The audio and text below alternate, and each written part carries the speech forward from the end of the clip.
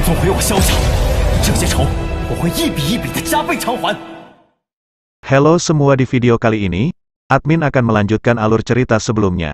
Xiaoyan telah melakukan rapat bansos untuk penyerangan ke sekte Mystic Cloud dan menggagalkan pernikahan Yun Yun, yang akhirnya dalam rapat tersebut para ketua pun mereka menyetujui bahwa mereka akan bergabung dengan Xiaoyan untuk menyerang sekte Mystic Cloud dalam 2 hari. Setelah rapat bansos ini akhirnya, para ketua pun berpamitan untuk pergi mempersiapkan pasukannya. Cerita pun berpindah kepada Xiaoyan yang pergi ke tempat baru klan Xiao, yang sebelumnya Xiaoyan yang memerintahkan Xiaoli untuk mencari tempat baru yang lebih layak. Tidak lama setelah itu, Xiaoyan pun tiba di tempat klan Xiao yang baru. Xiaoyan pun sangat senang karena tempat baru ini sangat bagus dan juga luas. Dan setelah itu Xiaoyan dia masuk ke dalam yang ternyata sudah ada Xiaoding dan Xiaoli dan juga ketua ketiga klan Xiao. Xiaoding bertanya Xiaoyan, bagaimana tempat baru klan Xiao ini? Xiaoyan menjawab bahwa tempat ini bagus dan lebih layak dari sebelumnya. Kemudian Xiaoding pun menanyakan bagaimanakah hasil rapat bansos itu. Xiaoyan pun mengatakan bahwa hasil rapat itu berjalan lancar. Namun ada hal yang sangat mengejutkan.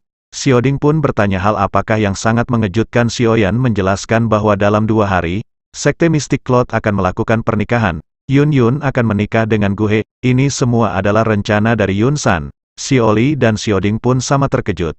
Mereka pun mengetahui apa sebenarnya yang direncanakan oleh Yun San. Xiaoli pun bertanya Xiaoyan, apa yang akan kamu lakukan setelah mengetahui itu? Xiaoyan pun menjawab, tidak ada hal yang lain.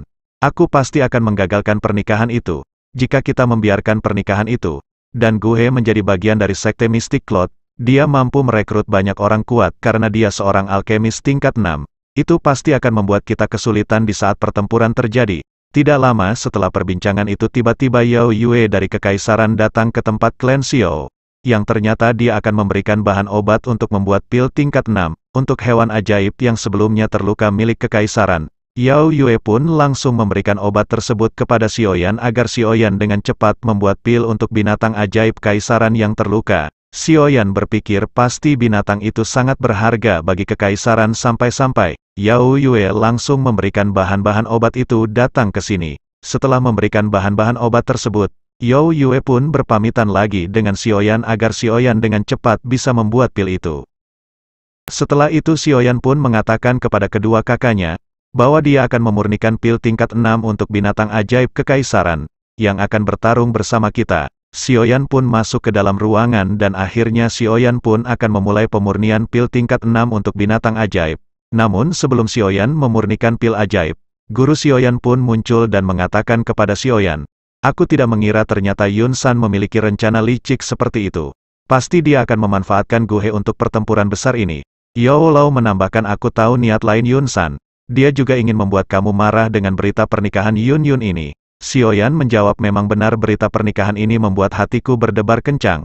Namun guru Xiaoyan mengatakan, Xiaoyan kamu harus fokus terlebih dahulu dengan pemurnian ini dan kesampingkan pikiran tentang pernikahan ini. Di saat bersamaan guru Xiaoyan dia memberikan sebuah cincin kepada Xiaoyan. Xiaoyan berkata, guru benda apakah ini? Guru Xiaoyan berkata, dalam cincin itu terdapat bonciling flame.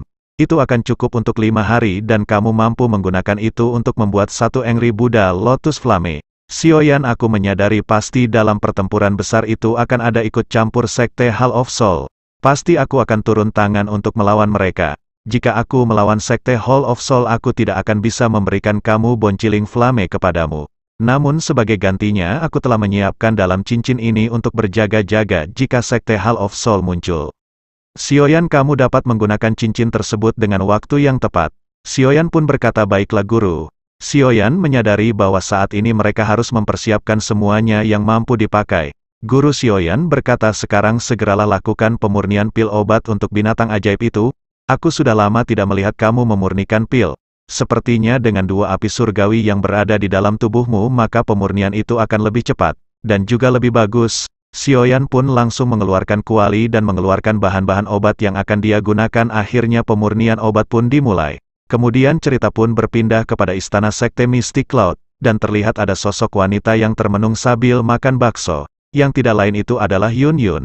Ternyata Yun Yun pun telah mengetahui kabar bahwa dirinya akan dinikahkan paksa dengan Guhe dalam waktu 2 hari yang membuat dia kaget. Tidak lama setelah itu, muncul seseorang dari belakang. Yun Yun pun merasakan ada orang lain. Yun Yun berkata keluarlah, yang ternyata itu adalah Gu He yang menemui Yun Yun calon pengantinnya 2 hari lagi. Gu He pun mengatakan aku tidak mengira kekuatanmu yang telah disegel oleh Yun San namun kamu masih mampu merasakan seseorang dari jarak jauh. Yun Yun dengan dingin dia berkata, ada keperluan apa datang ke aula terlarang ini? Gu He pun berkata pasti kamu telah tahu dalam 2 hari ini kita akan menikah atas persetujuan Yun San. Yun Yun mengatakan aku tidak percaya kamu menerima permintaan Yun San. Gu He pun mengatakan bahwa dia sangat mencintai Yun Yun melebihi apapun. Yun Yun pun mengatakan kepada Gu He bahwa aku tidak menyukaimu. Aku menganggap kamu hanya teman nongkrongku di masa lalu. Dengan seperti itu kita akan selalu jadi teman jika kamu menolak permintaan Yun San. Gu He pun yang mendengar perkataan itu tentu saja hatinya pun terluka. Dan dia mengatakan apakah ini semua akibat bocah itu. Yun Yun pun langsung mengatakan penolakan ini tidak ada hubungannya dengan Xiaoyan. Gu He berkata Yun Yun apakah kamu tahu? Aku telah mendengar semuanya dari Yun San. Dia telah membicarakan waktu 3 tahun lalu bahkan kamu membantu dia lolos dari kejaran Yun San. Ditambah lagi kamu telah melepaskan segel dari tubuh bocah itu. Dan aku juga menyadari kamulah yang telah membantu bocah itu lolos waktu kita berada di gurun. Namun Yuyun pun dia berkata semua ini tidak ada hubungannya dengan Xiaoyan Asu. Gu He pun sambil bersedih dia mengatakan apakah pengorbananku selama ini untuk mendapatkan cintamu tidak berarti? Apakah rudalku kurang besar Yun Yun? Yun Yun pun mengatakan aku tidak akan melupakan apa yang telah kamu lakukan. Di saat aku sedang sulit kamu selalu membantuku. Namun walaupun kamu selalu membantuku, bukan berarti kamu bisa melakukan ini semua kepadaku. Gu He pun mengatakan jika seperti itu bukankah kamu bisa menolak permintaan Yun San? Walaupun dia gurumu. Harusnya kamu juga tidak menyetujuinya. Yun Yun aku akan melakukan kesepakatan ini dengan Yun San. Aku tidak akan membatalkannya karena aku sangat mencintaimu. Kemudian Yun Yun pun akan berkata lagi. Namun perkataannya pun didahului oleh Gu He. Dia mengatakan kamu tidak mengerti perasaanku Yun Yun. Aku pasti akan menikahimu esok hari. Yun Yun pun menjawab jika seperti itu kamu akan menikahiku. Namun mungkin kamu akan menikah dengan sesosok mayat. Kemudian cerita pun berpindah kepada Xiaoyan yang sedang memurnikan pil tingkat 6, untuk binatang ajaib kekaisaran. Setelah 1 hari lamanya Xiaoyan pun berhasil memulihkan pil tingkat 6 ini untuk binatang ajaib kekaisaran. Guru Xiaoyan yang melihat pemurnian dia pun sangat senang. Karena Xiaoyan sekarang telah berkembang sangat pesat.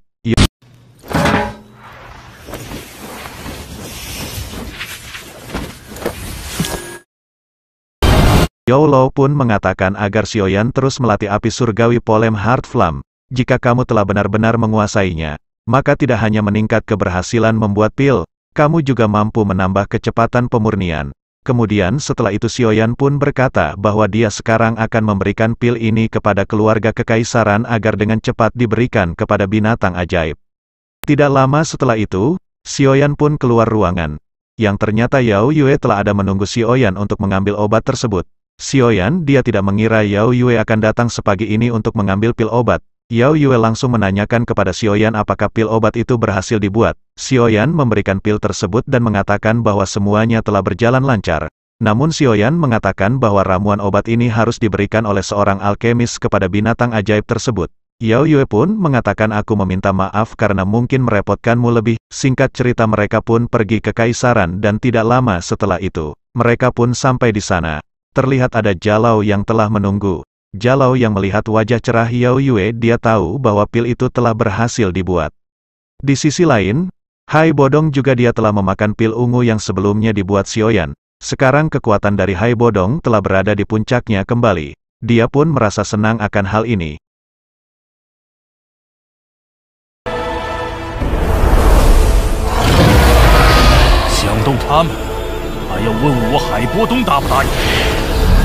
Sementara itu 3 klan besar di Jiama ini mereka pun telah menyiapkan pasukan mereka. Mereka pun memilih orang-orang terkuat untuk bersiap melakukan pertarungan besar melawan Sekte Mystic Cloud.